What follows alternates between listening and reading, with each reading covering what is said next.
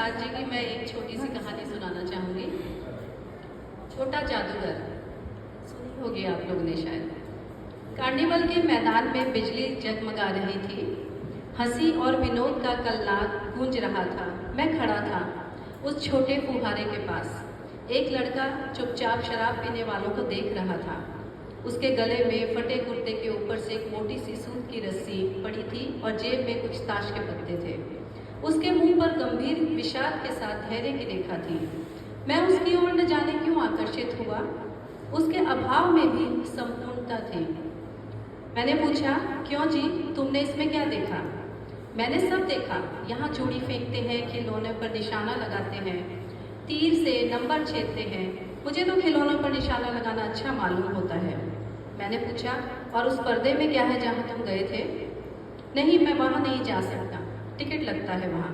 मैंने कहा, तो चलो मैं वहाँ तुमको लिवा चलूँ। उसने कहा, वहाँ जाकर क्या करिएगा? चलिए निशाना लगाया जाए। मैंने उसे सहमत होकर कहा, तो फिर चलो पहले शरबत पी लिया जाए। मनुष्यों की भीड़ से जाड़े की संध्या भी वहाँ गर्म हो रही थी। हम दोनों शरबत पीकर निशाना लगाने चले। मैंने पूछा, तुम्हारे और कौन है? उसने कहा, माँ और बाबूजी। बाबूजी जेल में है और माँ बीमार है। मैंने पूछा, क्यों? देश के लिए, वह गर्व से बोला। और तुम तमाशा देख रहे हो?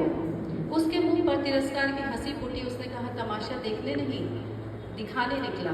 कुछ पैसे ले जाऊंगा तो माँ को पथ्य दूंगा। मुझे शरबत न पिलाकर आपने मेरा तमाशा देख लिया होता तो अच्छा होता। मैं आश्चर्य से उस 13-14 वर्ष के लड़के को देखने लगा।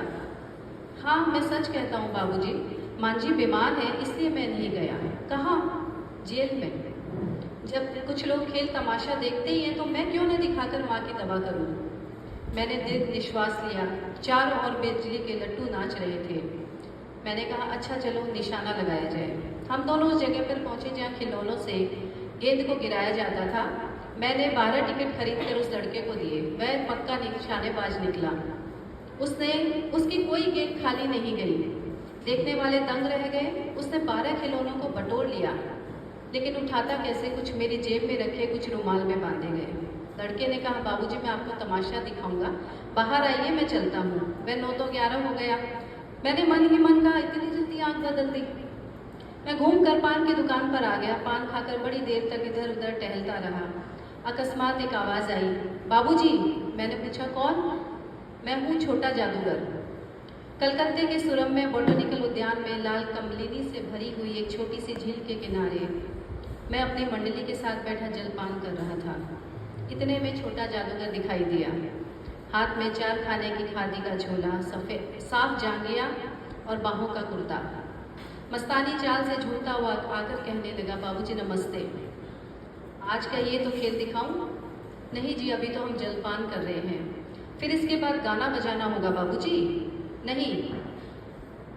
क्रोध से मैंने कुछ और कहने जा रहा था कि श्रीमती जी ने कहा, दिखलाओ जी, तुम तो अच्छे आए, भला कुछ मन तो पहले। मैं चुप हो गया क्योंकि श्रीमती की वाणी में माँ की सी मिठास थी। उसने खेल आरंभ किया। उस दिन कार्निवल के सब खिलौने उसके खेल में अभिनय करने लगे। भालू मनाने लगा, बिल्ली रूठने लगी, बंदर घुड़कने लगा। गुड़िया का ब्याह हुआ, गुड्डा पर काना निकला। लड़के की वाचालता से अभिनय हो रहा था। सब हंसते हंसते लोटपोट हो गए।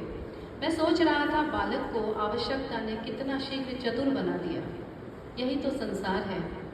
ताश के सब पत्ते लाल हो गए, फिर सब काले हो गए। मैंने कहा, अब हो चुका, अपना खेल बटोर लो, अब हम भी जाएंगे। श्रीमती जी ने धीरे से 1 रुपया दिया। वह उछल उठा। मैंने कहा, लड़के, छोटा जादूगर कहिए, यही मेरा नाम है, यही मेरी आजीविका है। मैं कुछ बोलना ही चाहता था कि श्रीमती ने कहा, अच्छा तुम इस रुपये से क्या करोगे? पहले भर पेट पकौड़ी खाऊंगा, फिर एक सूती कंबल खरीदूंगा। मेरा क्रोध अब लौट आया। मैं अपने पर क्रुद्ध होकर सोचने लगा, ओह कितना स्वार्थी हूँ मैं। उसके 1 रुपये पाने पर मैं ईर्ष्या कर बैठा।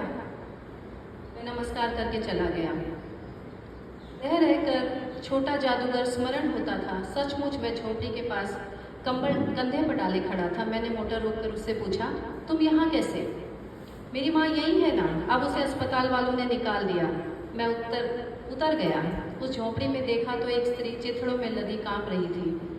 छोटे जादूगर ने कंबल ऊपर से डालकर उसके शरीर में चिपकते हुए कहा, माँ, मेरी आंखों से आंसू निकल पड़े।